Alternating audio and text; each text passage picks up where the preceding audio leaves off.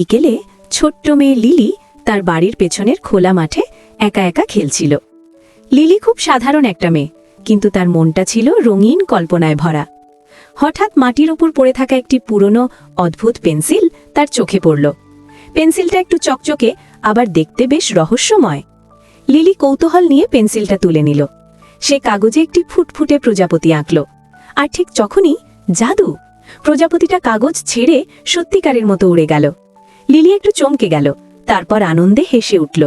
সে বুঝে গেল এটা একটা জাদু পেন্সিল। খুশি হয়ে লিলি আরও আঁকতে শুরু করল।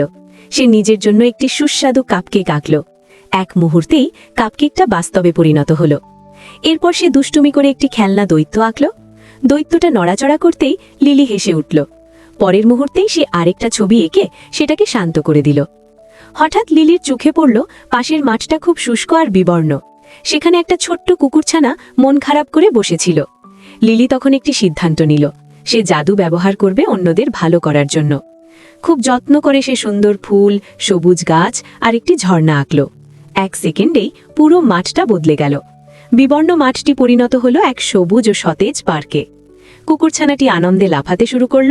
সবাই হাসতে লাগল। লিলিও হাসল, কারণ সে বুঝে গেছে অন্যকে খুশি করার আনন্দই সবচেয়ে বড় জাদু হলো সৃজনশীলতা, যা অন্যদের জীবনে আনন্দ নিয়ে আসে।